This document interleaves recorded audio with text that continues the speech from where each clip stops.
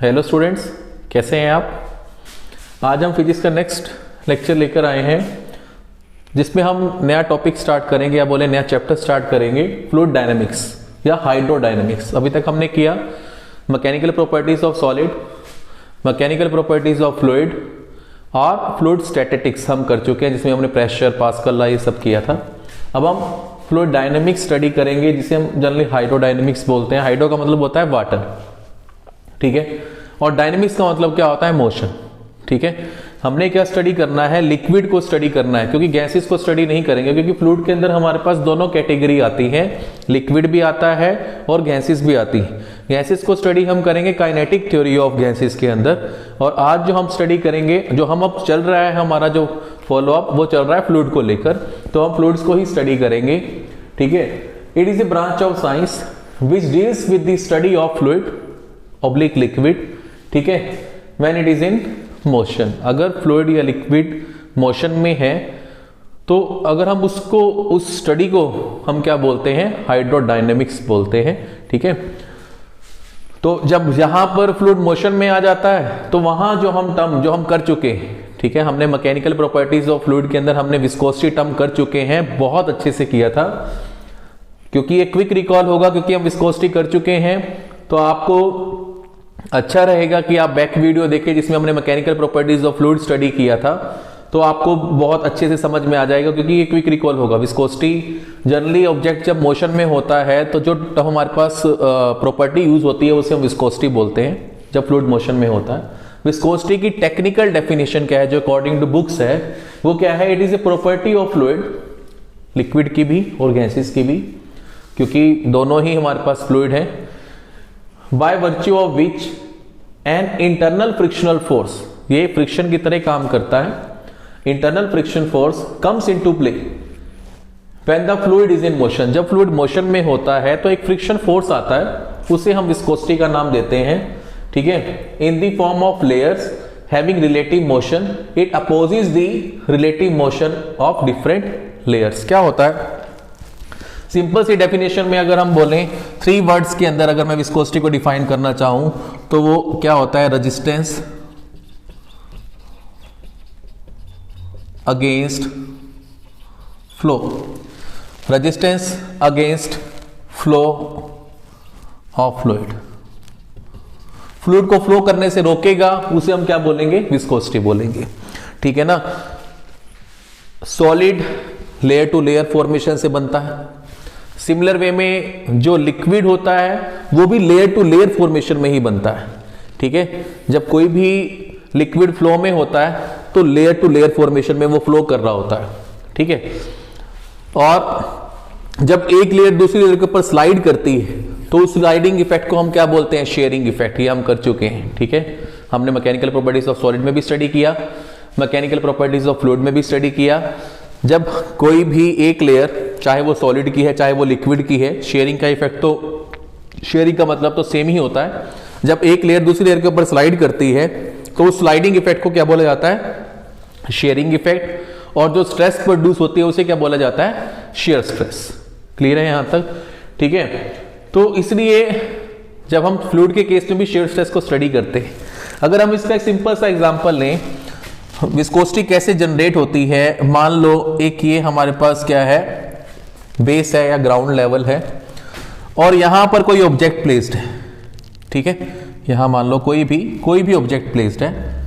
ठीक है, और इन दो सरफेसेस के बीच में क्या है, हमारे पास फ्लूइड। ठीक है, यहां पर कोई भी हमने लिक्विड रखा हुआ है, इन दोनों के बीच में लिक्विड।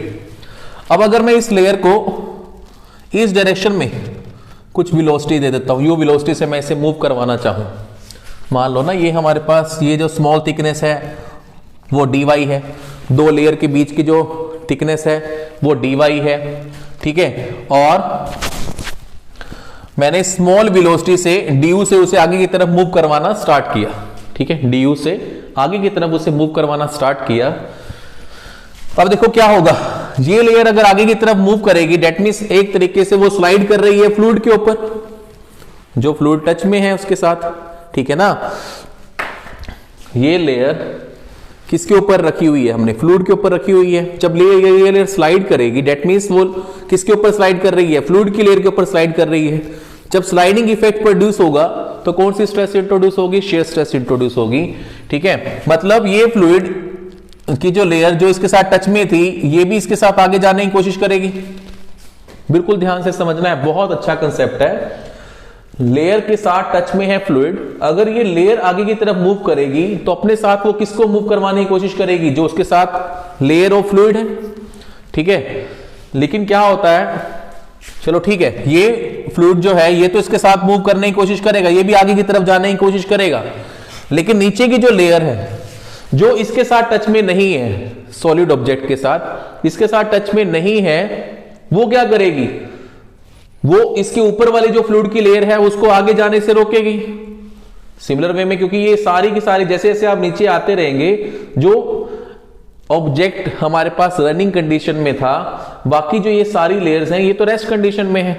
ठीक है ना, जैसे जैसे आप डेप्थ के अकॉर्डिंग जाते जाएंगे वैसे वैसे इनकी जो स्टेबिलिटी है, वो स्टेबिलिटी ऑफ फ्लूइड वो बढ़ता जाएगा। अपर वाली लेयर तो इसके साथ जाने की कोशिश करेगी क्योंकि वो डायरेक्ट कॉन्टेक्ट में थी। अपर वाली लेयर ऑफ जो फ्लूइड है वो इस लेयर के साथ आगे की तरफ जाने की कोशिश करेगी। ठीक है, लेकिन जो नीचे वाली लेयर्स हैं वो तो स्टेबल थी, क्योंकि जैसे जैसे आप डेप्थ के अकॉर्डिंग जाते जाएंगे आप इससे दूर जाते जा रहे हैं सॉलिड ऑब्जेक्ट से, तो जब इनका कॉन्टेक्ट ही नहीं रहेगा तो वो तो अपने आप को स्टेबलाइज कंडीशन में रखेंगी। सिमिलर वे में अब जब ये इसके साथ वाली लेयर है, ये क्या करेगी, उसको रेजिस्टेंस ऑफर करेगी कि ये जो फ्लूइड है ये आगे जाने से रुके, मतलब आगे ना जाए। तो नेचुरल सी बात है, इसी रेजिस्टेंस को हम क्या बोलते हैं, विस्कोसिटी बोलते हैं। ठीक है, resistance against flow of fluid, यही तो सिंपल सी डेफिनेशन है कि ऑब्जेक्ट इसे आगे की तरफ ले जाने की कोशिश करेगा, लेकिन आपको मालूम है नंबर ऑफ लेयर्स है हमारे पास फ्लूइड की। ठीक है, चलो ठीक है, एक लेयर इसके साथ अटैच है, वो लेयर इसके साथ आगे जाने की कोशिश करेगी क्योंकि वो कांटेक्ट में थी, लेकिन नीचे वाली लेयर तो इससे कांटेक्ट में है ना। ठीक है, वो क्या करेगी, वो अपनी पोजीशन को होल्ड करने के लिए इसको आगे जाने से रोकेगी, अपर लेयर को। ठीक है, जो यही इसी रेजिस्टेंस को हम क्या बोलते हैं, विस्कोसिटी बोलते हैं, और रेजिस्टेंस को जनरली फ्रिक्शन का नाम दिया जाता है। ठीक है, तो एक तरीके का फ्रिक्शनल फोर्स ही है, लेकिन अगर वो फ्लूइड में प्रोड्यूस होता है या फ्लूइड में इंड्यूस होता है तो उसे हम विस्कोसिटी कहते हैं, और अगर वो solid object solid to solid में होता है तो उसे हम फ्रिक्शन का नाम देते हैं। ठीक है, ये बात ध्यान में रखनी है कि विस्कोसिटी का प्रॉपर डायमीटर, जो हमने इसका फॉर्मूला हमने किया था कि जो शियर स्ट्रेस थी वो होती है mu du by d y. ये क्या होता है हमारे पास, न्यूटोनियम लॉ ऑफ फ्लूइड किया था हमने। ठीक है ना, जब हमने प्रॉपर्टीज ऑफ फ्लूइड किया था, जिसमें हम टाइप्स ऑफ फ्लूइड भी स्टडी कर रहे थे, इंट्रोडक्शन टू फ्लूइड था, उसमें हमने आइडियल और रियल फ्लूइड की डिफाइन किया था। तो उसमें हमने जब रियल फ्लूइड को डिफाइन कर रहे थे तो Newtonian fluid, non Newtonian fluid, Newtonian plastic fluid, Newtonian non plastic fluid, ये हमने ये नॉन न्यूटोनियम प्लास्टिक फ्लूइड ये सब स्टडी किया था। तो हम यहां आए थे, न्यूटोनियम फ्लूइड हमारे पास क्या होता है, न्यूटोनियम लॉ ऑफ फ्लूइड के अकॉर्डिंग, इतना आप नोट डाउन करो, फिर हम आगे मूव करते हैं। विस्कोसिटी की थोड़ी सी और मतलब उसका फॉर्मूला जो हमारे पास ये है। ठीक है, इसको थोड़ा सा क्विक रिकॉल करेंगे।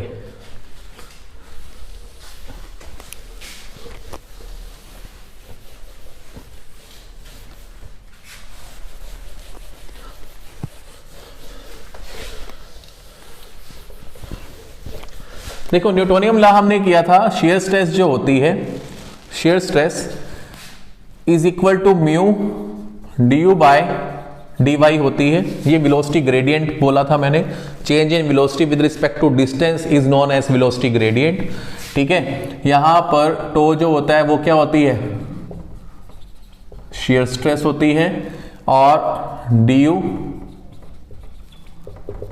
Change in velocity, D Y change in distance, और म्यू इज द